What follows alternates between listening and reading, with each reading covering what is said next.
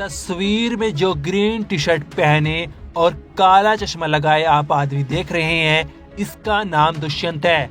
अगली तस्वीर में जिस महिला ने पिंक सूट पहन रखा है वो दुष्यंत की पत्नी अमृत कौर है और आगे की तस्वीर में दुष्यंत के माता पिता है। 7 दिसंबर यानी शनिवार की रात को पूरा परिवार बिना किसी परेशानी के रात की गपशप के बाद सो गया था, लेकिन अगली सुबह की किरणें इनमें से किसी के नसीब में नहीं हुई। एक साथ हुई 4 मौतों के बाद आसपास के इलाके में कोहराम मच गया। इन चारों के अलावा घर में एक और सदस्य यानी दुष्यंत का 13 साल का बेटा केशव भी रहता था, लेकिन वो किसी तरह बच गया। दुष्यंत काफी अच्छे परिवार से ताल्लुक रखता था और इसका अंदाजा आप उसका घर देखकर भी लगा सकते हैं। साथ ही दुष्यंत शाहबादा कोर्ट में नौकरी करता था।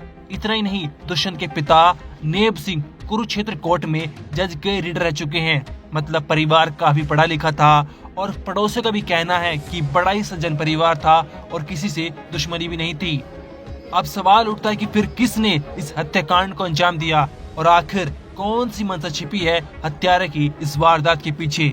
साथ ही वारदात में एक चौंकाने वाली बात सामने आई है। 4 लोगों की हुई मौत के पीछे कनाडा का एंगल सामने आ रहा है। इन सभी सवालों के अलावा एक और बात जो मन को कुचल रही है वो ये है कि दुष्यंत का बेटा कैसे बच गया। जब आप इस वारदात के पीछे की असली कहानी और कातिल के बारे में जानेंगे तो आपके रोंगटे खड़े हो जाएंगे। ये पूरा मामला हरियाणा के कुरुक्षेत्र का है। यहाँ पर दुष्यंत, उसकी पत्नी अमृत कौर और उनका बेटा केशव फर्स्ट फ्लोर पर बने कमरे में सो रहे थे। वहीं दुष्यंत की माता अमृत कौर और पिता नेब सिंह ग्राउंड फ्लोर पर सो रहे थे। रविवार यानी 8 दिसंबर को काफी देर हो गई थी, लेकिन इनके घर से कोई बाहर नहीं निकला। पड़ोसियों ने आवाज लगाई, लेकिन घर से न किसी की आवाज आई और न ही कोई चहल पहल दिखी।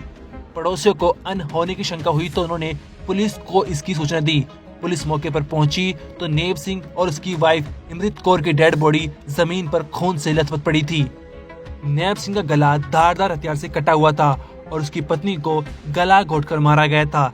वहीं ऊपर दुष्यंत, उसकी वाइफ अमृत कौर और बेटे की बॉडी जिंदगी और मौत के बीच में जूझ रही थी। तीनों को तुरंत अस्पताल ले जाया गया। इलाज के दौरान दुष्यंत, उसकी पत्नी की तो मौत हो गई, लेकिन बेटे केशव की जान बच गई।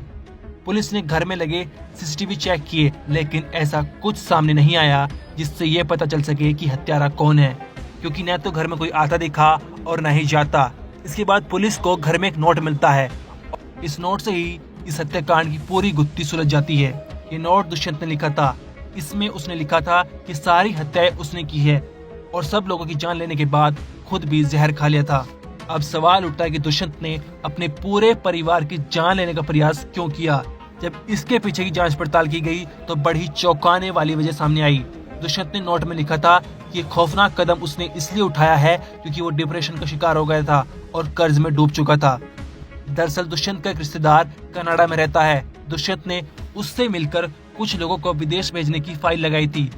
इसके लिए दुष्यंत ने लोगों को कनाडा भेजने के लिए उनसे लाखों रुपए लिए थे और ये रकम उसने कनाडा में बैठे विक्रम को दी थी। विक्रम ने पैसे तो ले लिए थे, लेकिन वो काम नहीं कर रहा था, जिसके कारण भारत में जिन लोगों से दुष्यंत ने लाखों रुपए लिए थे वो दुष्यंत को परेशान कर रहे थे। लोग रोज दुष्यंत से अपडेट मांगते थे, लेकिन उसके पास कोई जवाब नहीं होता था।